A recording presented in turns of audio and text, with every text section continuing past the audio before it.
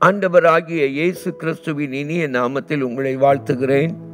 மத்தேயு 7:16 சொல்லுகிறது, அவர்களுடைய கனிகளினாலே அவர்களை அறிவீர்கள். ஆண்டவர் இன்னமும் நம்முடைய வாழ்க்கையிலே எதிர்பார்க்கிற, தேவாதி தேவன் நம்மிடத்திலே எதிர்பார்க்கிற மற்றொரு கனியை குறித்து வேதம் சொல்லுகிறது. அது ஆவியின் கனி. கலாத்தியர் அதிகாரம் 22 சொல்லுகிறது, ஆவியின் கனியோ அன்பு. எனக்கு அன்பானவர்களே, இங்கே ஆவியின் கனிகள் என்று சொல்லப்படவில்லை. அநேகர் சுட்டி காட்டும் பொழுது ஆவியின் கனிகள் 9 என்பார்கள். ஆனால் வசனம் என்ன சொல்லுகிறது? ஆவியின் கனியோ அன்பு. அது ஒரே கனிதான். ஆவியின் கனி என்பது ஒன்றுதான்.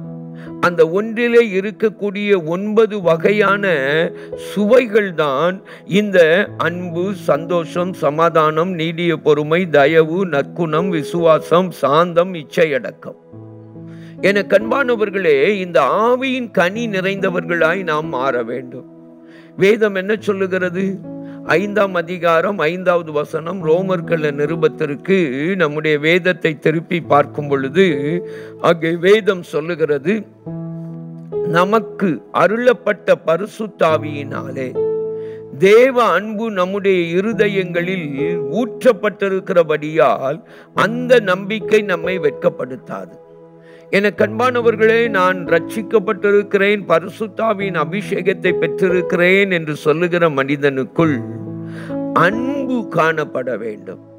அந்த அன்பு எப்படிப்பட்டதாய் இருக்க வேண்டும் என்று வேதம் சொல்லுகிறது. 1 கொரிந்தியர் 13ஆம் அதிகாரத்திற்கு நம்முடைய வேதத்தை நான் திருப்பி பார்க்கும் பொழுது, நான் மனுஷர் பாஷைகளையும் தூதர் பாஷைகளையும் பேசினாலும், நான் பேசுகிற பற்பல பாஷையாயிருந்தாலும் சரி, அந்நிய பாஷையாயிருந்தாலும் சரி, அதை காட்டிலும் முக்கியமானது அன்பு என்பது நமக்கு தெரிய வேண்டும். 2வது, தீர்க்க தரிசன வரத்தை உடையவனாயிருந்து சகல ரகசியங்களையும் அறிவையும் அறிந்தாலும். பாருங்கள், இங்கே வேதம் சொல்லுகிறது, ஆவிக்குரிய வரங்களை காட்டிலும் நம்முடைய வாழ்க்கையிலே அன்பு முக்கியமானது. வரங்கள் அவசியமில்லை என்று வேதம் சொல்லவில்லை, அவசியம் என்று சொல்லுகிறது, முக்கியம் என்று அன்பை சொல்லுகிறது. அந்நிய பாஷைகள், பற்பல பாஷைகள் அவசியமில்லை என்று வேதம் சொல்லவில்லை, அவசியம். அன்போ முக்கியமானது என்று வேதம் சொல்லுகிறது. என கண்பானவர்களே, 3வது வசனத்தை பாருங்கள், எனக்கு உண்டான யாவற்றையும் நான் அன்னதானம் பண்ணினாலும் என் சரீரத்தை சுட்டரிக்கப்படுவதற்கு கொடுத்தாலும் அன்பு எனக்கு இராவிட்டால். என கண்பானவர்களே, இங்கே இரத்த சாட்சியாய் மரிப்பேன் என்கிற வைராக்கியம், பிறருக்கு உதவுவேன் என்கிற தான தர்மங்களை செய்கிற அனுபவம், அது முக்கியமில்லை என்று வேதம் சொல்லவில்லை. என கண்பானவர்களே, அது அவசியமானது என கண்பானவர்களே. ஆனால் அன்போ முக்கியமானது. அன்புதான் முக்கியம், அவைகளெல்லாம் ஒன்றுமில்லை, இவைகளெல்லாம் தேவையில்லை என்று வேதம் சொல்லவே இல்லை.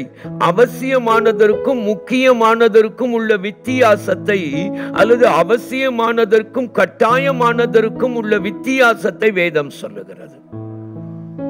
தவிர்க்கப்பட முடியாதவைகள், ஆவிக்குரிய வாழ்க்கையிலே இழக்கக்கூடாதவைகள், ஆவிக்குரிய வாழ்க்கையிலே பெற்றுக்கொள்ளக்கூடியவைகளை சொல்லி, அவைகள் எல்லாவற்றிலும் பிரதானமானதாய் அன்பை வேதவசனம் நமக்கு சொல்லுகிறது. இந்த 1 கொரிந்தியர் 13ஆம் அதிகாரம் முழுவதையும் படித்து பாருங்கள்.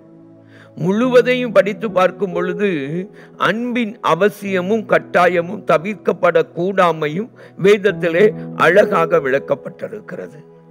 ஆவியின் கனியை உடையவர்களாய் வாழுவோம். கர்த்தர் ஆசீர்வதிப்பாராக. ஆமென். அன்பின் பரம தகப்பனே, உம்மை நன்றியோடு நோக்கி பார்க்கிறோம். ஆவியின் கனிகளோடு உயர்ந்திருக்க, சிறந்திருக்க கிருபை தாரும். இயேசுவின் மூலம் வேண்டிக் கொள்கிறோம் பிதாவே. ஆமென். ஆமென். அன்பானவர்களே, உங்கள் ஜெப தேவைகளுக்கும் மேலதிக விவரங்களுக்கும் தொடர்பு கொள்ள வேண்டிய எங்கள் முகவரி: சகோதரர் பி. பொற்செல்வன் ஆசீர், கிருபையின் ஊழியங்கள், ஆபிரகாம் நகர், பெரிய நாயகபுரம், தூத்துக்குடி 628101.